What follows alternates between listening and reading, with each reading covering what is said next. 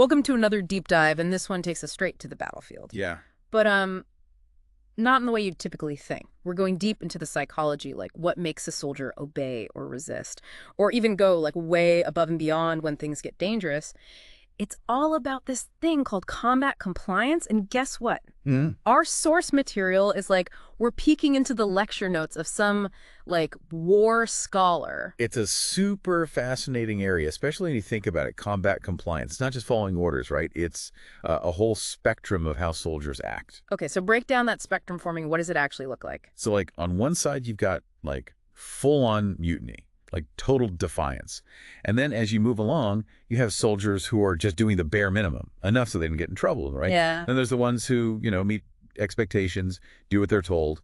And then at the other end, you have those who go like way above and beyond, showing real courage and taking initiative. So we're talking like rebellion on one side and almost like superhero dedication on the other. What's crazy to me is that even that extreme, the mutiny side, Yeah. actually happened in history. Our source material points to like World War I, specifically the Russian, Austro-Hungarian, German, and French armies. Oh, for sure. Those examples, they really show that even in those crazy situations, soldiers are still, individuals who've got their own beliefs, their own motivations. And when the pressure is too much, or if orders clash with what they believe, they might just say, nope, even if it's dangerous. That makes me think about like protests we see today, and civil disobedience. It's like that same tension between authority and standing up for what you believe in. Yeah. But in war, obviously, the stakes are way higher. So what pushes a soldier to comply or not? Well, one big factor is what they call automaticity. It's basically those subconscious forces behind our actions. Yeah. There's a type that's totally habitual, like that band of brothers mentality where you're fighting for the guy next to you, more than some political idea. Right, like that instinct to protect your group. But even in those tight groups, our notes say there's a lot of variation. Why is that? Well, even everyday life, you kind of develop automatic responses. Like you hit the brakes when you see a red light without thinking. Soldiers, they develop those same automatic responses in combat. But just like you might slam on the brakes if you're startled, a soldier's automatic response might not always be the best in a crazy situation. It's not just blind obedience. That makes a lot of sense. So it's not just ingrained habits then. What about outside pressure? Like if a soldier is threatened with punishment, Right. does that guarantee they'll follow orders? Not always, no. The source material actually says that using force can backfire. It can lead to even more losses. If you look at, say, Iraqi troops in the 90s and 2000s, or even Soviet troops in World War II, you see that forcing obedience through fear, it doesn't always make a better fighting force. In fact, it can do the opposite. You get resentment, low morale, and ultimately they don't perform well under fire. So trying to control soldiers through fear could actually make them worse. That seems like counterintuitive. I would think fear would make people more obedient, not less effective. Well, yeah, but when soldiers feel controlled through fear, it creates this detachment from the mission. They might follow orders just because they're scared of being punished, but they're not really invested in what's going on. And that can lead to all sorts of problems. They don't take initiative, they make bad decisions, and they're not willing to go the extra mile. On the other hand, when soldiers feel respected and valued, they're more likely to be motivated and really committed. They'll take initiative, think critically, and be more resilient when things get tough. So it's not just about making them obey, it's about making them want to do well, giving them ownership. And that brings us to another thing, entrapment. Our notes describe this as those fight or die situations, where a soldier feels there's no way out. Is that something commanders actually use as a tactic? Yeah, entrapment can be a deliberate tactic, but it's risky. While it might force some to comply, it can also trigger a backlash. Imagine being thrown into a situation where you have no choice but to fight. Even if you think the orders are wrong or the mission is doomed, that can breed resentment, anger, even rebellion. It reminds me of those Japanese soldiers in World War II who chose suicide over surrender. That level of commitment is hard to even grasp. Yeah. Especially when facing certain defeat. The actions of the Japanese soldiers in World War II, they were driven by so many things. Cultural, ideological, military factors, whole mix is a unique example, for sure. It highlights the extreme end of compliance, but it's important to remember that not every soldier facing entrapment will react that way. Some might comply, maybe reluctantly, while others might try to find other ways to survive Oh. or even resist. So entrapment is like a double-edged sword. It can force compliance, but it can also backfire big time. It seems like there's a lot of nuance here. It's not as simple as just saying, apply pressure, get obedience. Exactly, yeah. Human behavior, especially under that kind of stress in combat, it's so complex. You can't just look at one factor and know how a soldier will react. It's like trying to predict the weather. Right. So many things at play. So we've got these instinctual reactions, external pressure, and the psychological impact of entrapment. But it's not just about the individual soldier, is it? No, no, not at all. The dynamics of leadership, that plays a huge role in shaping compliance, too. And here's where it gets really interesting. Yeah, definitely. Yeah, leadership, it has a huge impact on how compliant soldiers are in combat. But what's interesting is that both good and bad leadership can lead to, high compliance or low compliance. It's not as simple as you'd think. Hold on. So a bad leader could actually make soldiers fight harder. How does that even work? Well, think of it like this. There's a difference between the generals making big decisions from far away Hmm. and those officers leading troops right there on the ground.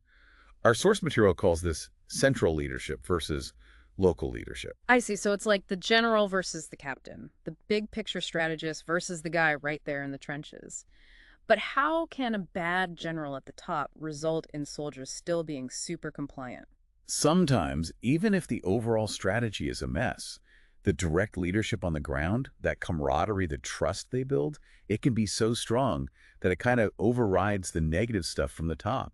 Our notes even mention examples from the U.S. Civil War and the Soviets in World War I and II where this happened. Wow, that's incredible. So even if the plan is bad, a strong leader in the field can still inspire these amazing acts of courage and compliance. It really shows the importance of that human connection. Absolutely. That local leader, the one who's right there with the troops, sharing the risks, going through the tough stuff with them, they can create a sense of purpose and loyalty that's even stronger than the problems of the whole system. This makes me think about leadership outside of the military, too, like in a business or a community group, even within a family. That ability to connect with people, to build trust and loyalty, it seems so important for getting everyone on the same page. Yeah, totally. The stuff we're talking about here, it applies to way more than just the battlefield. Yeah. Leadership, pressure, group cohesion. These are things that shape how people act everywhere. It's like we're getting a crash course in psychology, but using the battlefield as our example. In a way, yeah. By looking at these extreme situations, we can learn a lot about what makes people tick. Speaking of what makes people tick, our source material mentions something called the combat contract. What's that all about? The combat contract, whether it's something official or just an unspoken understanding, it's that bond between soldiers and the society they're fighting for. It's the idea that they're fighting for their nation, their families, their fellow citizens to survive. This sense of duty, of what's at stake, it can be a huge motivator. So it's like a shared purpose, everyone realizing their actions have a bigger meaning. It reminds me of that saying, greater love hath no man than this, that a man lay down his life for his friends. Powerful stuff, right? It speaks to that deep human need to belong, to have a purpose, to be part of something bigger. But even with all these things, automaticity, leadership, the combat contract, figuring out who's going to comply is still not an exact science, is it? You got it. Our source material stresses that there's no one thing that can tell you for sure if someone will comply. Human behavior, especially in the chaos and pressure of war, it's so complex, it's affected by a ton of things. It's like trying to solve a puzzle where the pieces are constantly moving around. Exactly. These things, automaticity, leadership, the combat contract, they help us analyze and understand what's going on. But we can't perfectly predict what someone will do in the heat of the moment. So with all this talk of compliance and disobedience, it makes you wonder, how will war itself change and how will that affect compliance in the future? That's the big question, and it's something our source material really makes us think about. Think about drones, cyber warfare, artificial intelligence. All this technology is changing the very nature of war. It's like we're heading into some sci-fi movie where battles happen on a computer screen and the enemy is invisible. What does that do to a soldier's mind? Imagine a future where soldiers rarely see face-to-face combat, where the enemy is just some digital ghost. Will those traditional bonds between soldiers, the fear of immediate danger, that sense of shared sacrifice, will they still be as strong? It makes you wonder if all these rules of combat compliance we've been talking about, all those factors that have influenced soldiers for centuries, will they even apply in this new kind of war? And that leads us to this final thought-provoking question from the source material. Given all this complexity, how might wars play out differently in the future? What could influence a soldier's decisions in an age of drones, cyber warfare, and all these changing social values? That's a question worth really thinking about, especially as the way we fight continues to change. Imagine a future battlefield where soldiers rarely see face-to-face combat, where the enemy is a digital ghost in the machine.